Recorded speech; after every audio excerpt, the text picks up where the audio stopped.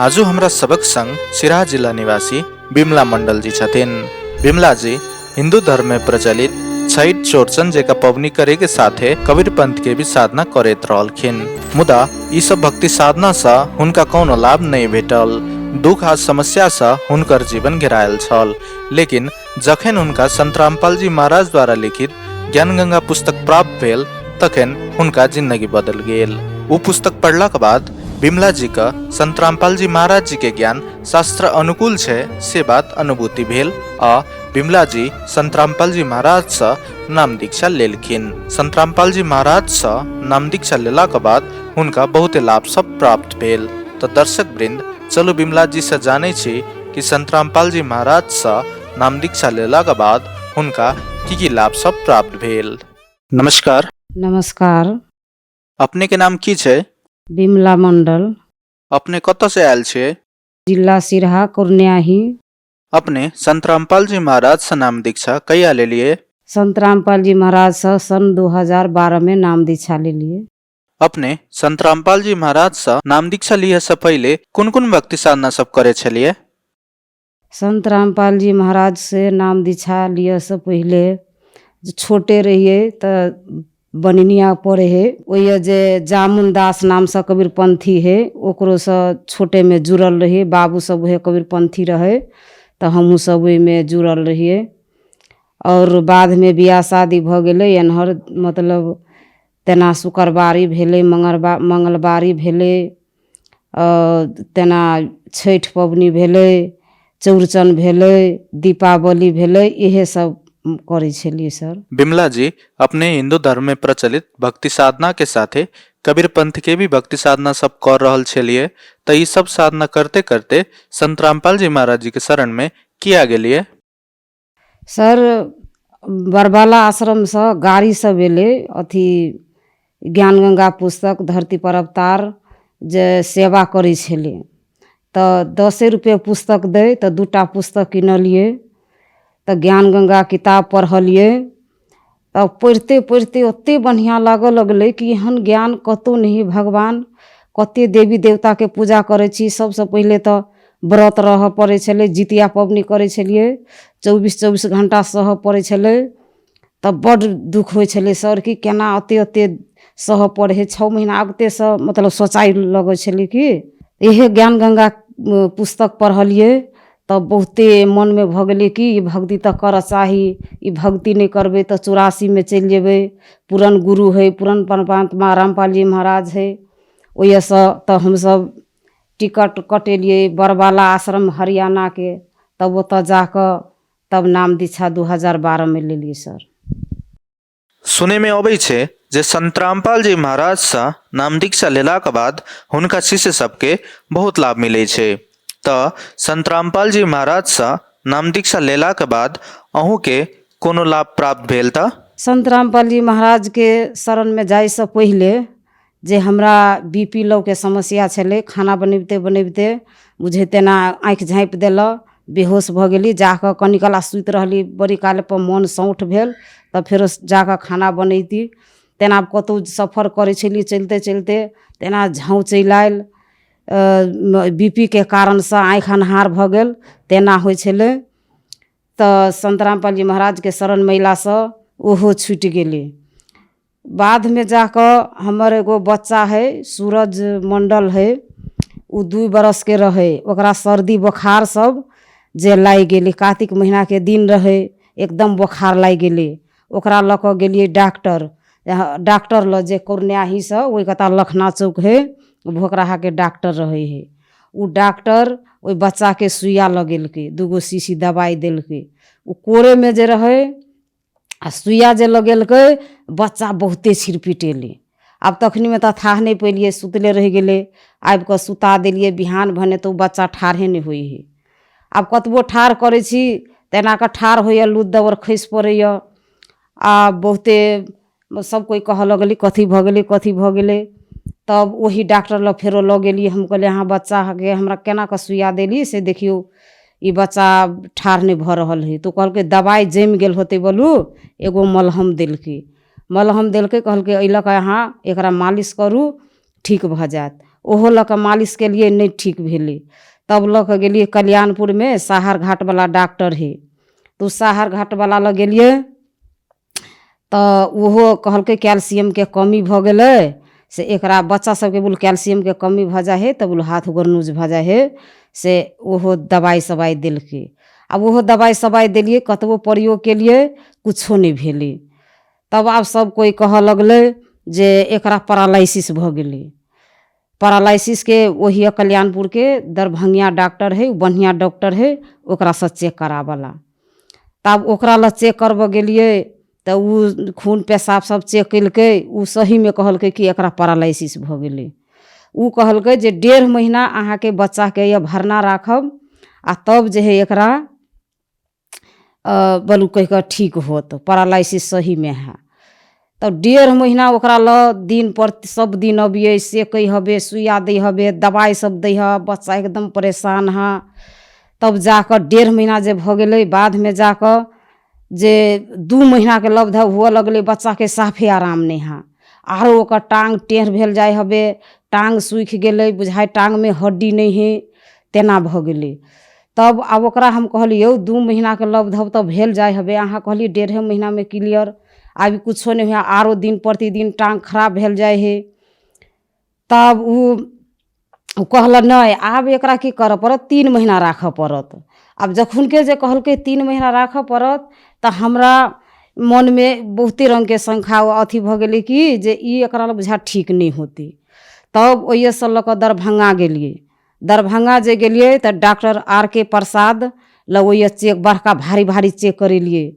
तो कहलकै ओहिए पता लगलै जे कहलकै जे एकरा बोलू मांस में के सुइया नस में पड़ गेल है, जे एकरा दवाई सवाई सब छोड़लकै, कहलकै लेकिन एकरा ऐसा नहीं ठीक होत, तब बोलू एकरा दिल्ली ला जाकर ऑपरेशन कराबऽ पड़त। आब तो केकरो नहीं कहिए, मने मने बड़ टेंशन हुए कि हे भगवान, एक तो सुइया जे पड़लै तो अते समस्या भऽ गेलै, एकरा ऑपरेशन करेबे तो बच्चा केना के ठाढ़ होते। से कह कऽ जे दवाई सब जे रहे देने, तो दवाई पिया दिए, कखन को नहियो पियबिए, बच्चा के 3-4 रंग के दवाई 2-2 3-3 बेर पीबऽ पड़े, बच्चा एकदम से काने। तब हमरो मन बहुते छोट हुए कि भगवान, जब ई डॉक्टर कहिए दिलकै जे आब ई ओहने तो दवाई छोड़ दिलकै, लेकिन एकरा ऑपरेशन करबऽ पड़त। तब मने मने मालिक परमात्मा संत रामपाल जी महाराज से कहिए कि इंटरव्यू सब सुनिए जे संत रामपाल जी महाराज तो एहन एहन चमत्कार कऽ दे है, तो एकर गोर केला नहीं ठीक हो सकते। आब कहियो के मन हो तो दवाई पिया दिए, कखन को मन हो तो नहीं पियबिए। मन बच्चा जे चिचियाई नहीं तो अपनो टेंशन भऽ जाम कि आब जे करे परमात्मा संत रामपाल जी महाराज। तब वही से जे फेरो बरबाला आश्रम गेलिए। बरबाला आश्रम गेलिए तो अथी मतलब फ्रेश उरेश भऽ कऽ भंडारा लऽ कऽ जही दिन गेलिए तही दिन तब गेट पर घूमऽ गेलिए। हमरा गाँव के एगो भगत जी रहे, हमरा मने मने कथी होय कि ई अइयो कहूँ सोरस होते पहिने, मतलब पहले पहले जुड़ल रहिए, ओते ज्ञान नहीं रहे।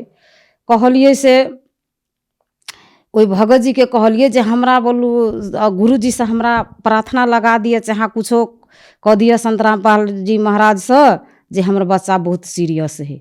उ कथी कहलकै जे अखनी बोलू गुरु जी के दर्शन होइत होते संत रामपाल जी महाराज के, जे अहाँ बोलू जाओ। तो हम बच्चा के लऽ लेलिए आ सीधे गुरु जी के दर्शन में चलि गेलिए। गुरु जी के दर्शन में जे गेलिए, संत रामपाल जी महाराज एले, आशीर्वाद देलकै हमरो, आ बउओ के आशीर्वाद दऽ कऽ गाड़ी बढ़ि गेलै। हम बकुआ गेलिए, हम कहलिए संत रामपाल जी महाराज के कुछो नहीं कहलिए, अब केना होते। तब फेरो हल्ला करे छिए, गुरुजी कह कऽ हल्ला कैलिए। तो संत रामपाल जी महाराज घूर कऽ लौट कऽ एले। आ एले तो हम कहलिए गुरुजी अब कथी बोलाए नहीं बोलाए। गुरुजी संत रामपाल जी महाराज के सामने में मतलब ओते ध्यान में से हो नेहा अते मतलब ध्यान में हाँ कहलिए संत रामपाल जी महाराज के गुरुजी हमारे बच्चा बहुत सीरियस है, इसको डॉक्टर ने जवाब दे दिया है, ये चल बुल नहीं सकता है, पैर इसको सूख गया है। तो संत रामपाल जी महाराज आशीर्वाद दऽ देलकै आ प्रसादी जे मकोया लड़ू के दे है से बौआ के दऽ देलकै आ हमरो दऽ देलकै। तखुनके से हमरा बहुते विश्वास भऽ गेलै कि संत रामपाल जी महाराज तो हमर पुकार सुनि लेलकै, हमरा बौआ के पूरे ठीक भऽ जेतै। आब ओहिए से लौट कऽ एलिए सर उ जते डॉक्टर दवाई उबाई सब रहे उ सबटा छोड़ि देलिए संत रामपाल जी महाराज के दया से। आब उ प्रसादी खिया देलिए एकदम हमरा एकदम मन में भरोस भऽ गेलै कि ठीक भऽ जेतै। ओतऽ से लौट कऽ घर एलिए आ घरे अयला के बाद में 20-25 दिन तक में तेना आब शुरुए से जे ऊपरे से जांघ लसँ ओकर टांग मोटाइत मोटाइत मोटाइत मोटाइत तेना पंजा जे रहै एना कऽ पंजा एना कऽ खसि पड़ै।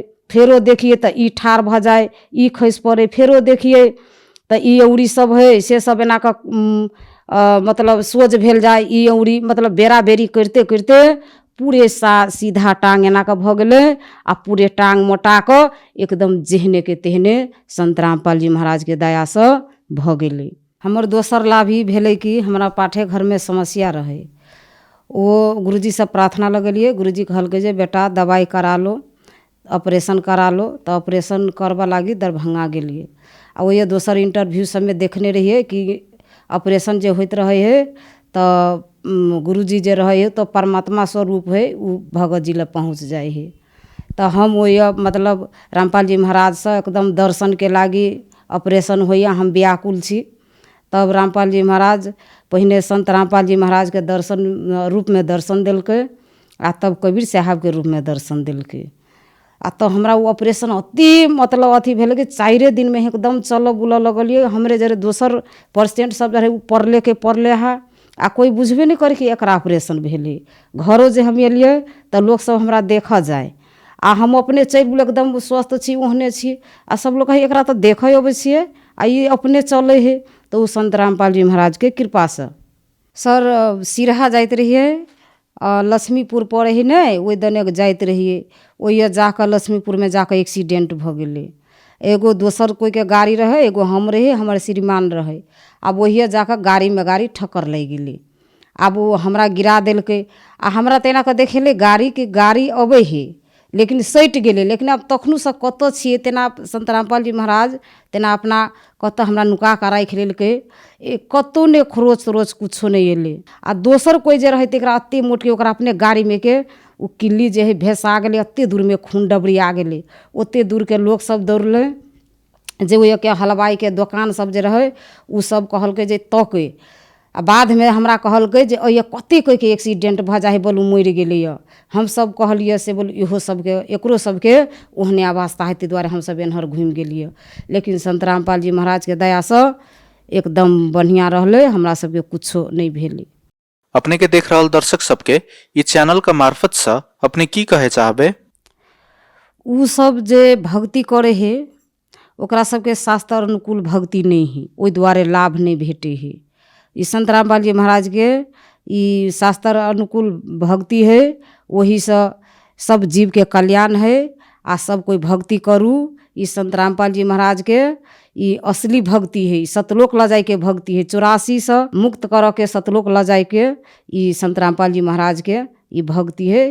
तै दुआरे एहिमे अते लाभ मिले है। संत रामपाल जी महाराज जी से नाम दीक्षा केना के ल सकैया?